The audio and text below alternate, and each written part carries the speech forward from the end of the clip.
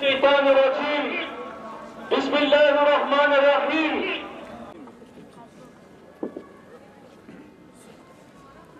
Yapılan Arakan'daki Müslümanların ve Halep, Zilun'un Suriye'deki şehit can kardeşlerimizin riyavi cenaze namazını kılacağız. Allahu Ekber.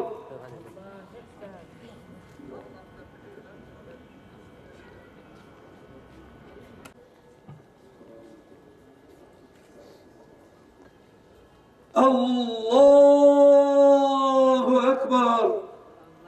Esselamu Aleyküm ve Rahmetullah.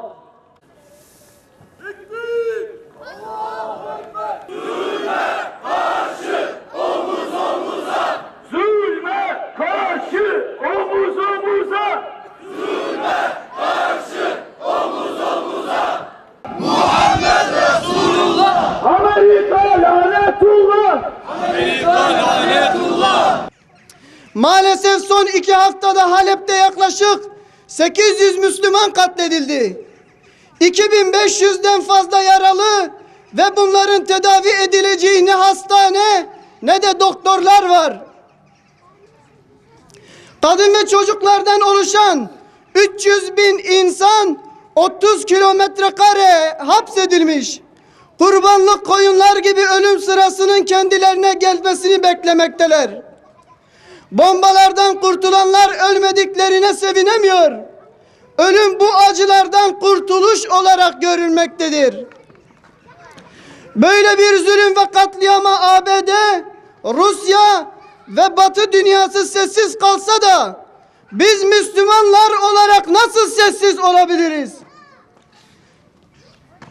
Kardeşlerimizin Budistlerce yakılmasına, sığındıkları evlerle birlikte yok edilmesine, aç ve susuz bir şekilde ölümü beklemelerine gönlümüz nasıl razı olabilir? Bizi kardeş kılan, bir vücudun azası gibi olmamızı isteyen Allahu Teala'ya ahirette nasıl hesap vereceğiz? Ümmetin tüm kesimleri bir an önce harekete geçmeli. Kimi duasıyla, kimi parasıyla, kimi kalemiyle, kimi diplomasisiyle, özellikle hükümetten istediğimiz her türlü yol ve yöntemi kullanarak bu katliamı durdurmaya çalışmalıdır. Hiçbir siyasi, ulusal, mezhebi ve konjektürel maslahat bir mazlumun kanından daha değerli değildir. Bu zulüm ve katliamları durdurmak, İslam topraklarından emperyalist güçleri kovmak, Allah'ın istediği bir ümmet olmakla mükellefiz. Aramızdaki ihtilaf ve sorunları bir kenara bırakmak, sorun ve problemlerimizi kendi aramızda çözmekten başka kurtuluşumuzun olmadığı bilinmelidir. Amerika, Rusya ve diğer emperyalistlerin dün olduğu gibi bugün de ümmete bir faydası yoktur. İslami kurum ve kuruluşlar olarak ümmetin genelinde, özelde Halep ve Arakan'da yapılan katliamları telin ediyoruz. Değerli Müslümanlar, savaş çıkalı 5 yıl oldu. Meydanlarda söylenmeyen söz, edilmeyen dua, dile getirilmeyen temenni herhalde kalmamıştır. Buna rağmen Müslümanlar kendi içlerindeki problemleri çözmek noktasında henüz bir adım atmış değiller. Eğer bugün bizler sorunlarımızı oturup konuşma kabiliyetini göstermezsek, içimizdeki sorunlarımızın çözümü için başka adreslerde bu çözüm noktasında bir arayış içerisine girersek daha çok canımız yanacak. Evet, yüreğimiz sızlıyor. Bağdat'ta, Halep'te, Arakan'da ve dünyanın çeşitli ülkelerinde, başkentlerinde yaşanan ölümler maalesef bizim iç ihtilaflarımızdan kaynaklı. Emin olun içinde bulunduğumuz durum düşmanın çok güçlü olduğundan değil, ümmetin ihtilaflarından kaynaklı. Bakın, Halep diyoruz, Arakan diyoruz, ancak Cuma günü başka meydanlarda başka Müslümanlar, aynı inanca sahip olan Müslümanlar, belki 300 metre aşağıda başka bir meydanda, işte burada başka meydanda, belki hafta içi de başka meydanlarda başka gösteriler olacak. Allah rızası için ben buradan bir çağrı yapıyorum. Lütfen gelin bu derdi ortaklaştıralım. Hangi mezhebe, hangi meşrebe, hangi siyasi görüşe mensup olursak olalım, o kimliklerimizi bir tarafa bırakalım. Ümmetin içinde bulunduğu durumdan çözüm arayışı için bir araya gelmenin ortak noktalarını arayalım. La galibe illallah. Galip olan, galip olacak olan Allah'tır ve Allah'a inananlar. Ama bugün dünya müminleri bir tezat yaşıyorlar.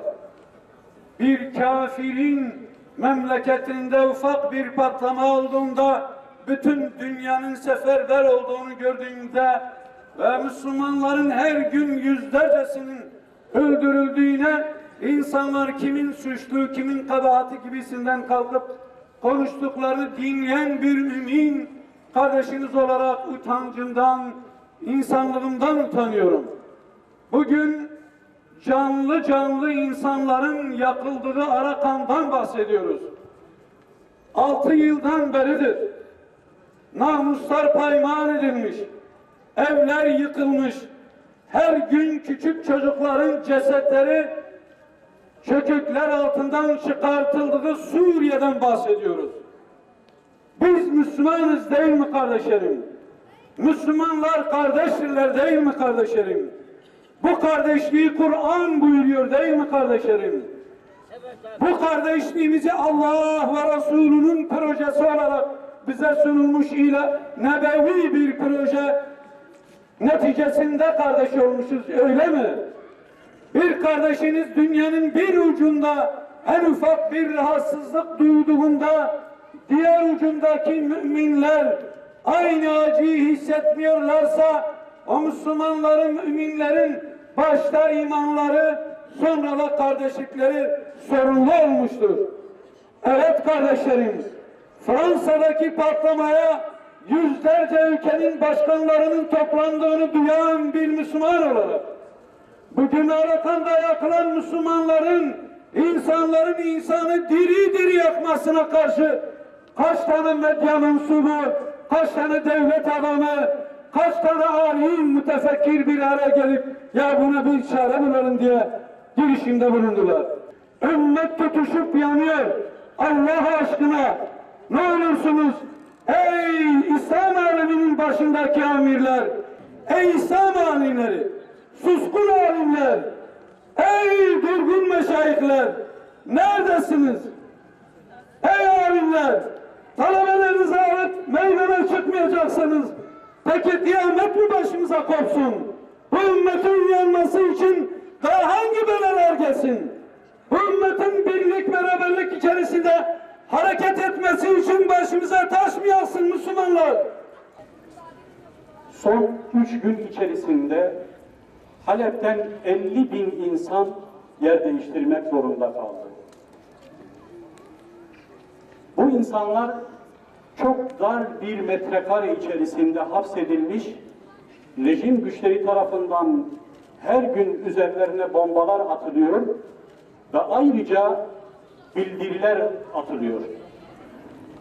Bu bildirilerle orada kendi memleketlerinde olan Müslümanlara, oradaki insanlara şu deniliyor: acilen bizim istediğimiz yere göçmek durumundasınız. Aksi takdirde öleceksiniz ve aynen bildiride şu kaydedilmektedir: dünyanın da umurunda değilsiniz. Bunu bilin ki siz dünyanın umurunda değilsiniz. Bu emperyal güçler, bu zalimler bunu çok iyi anlamışlardır.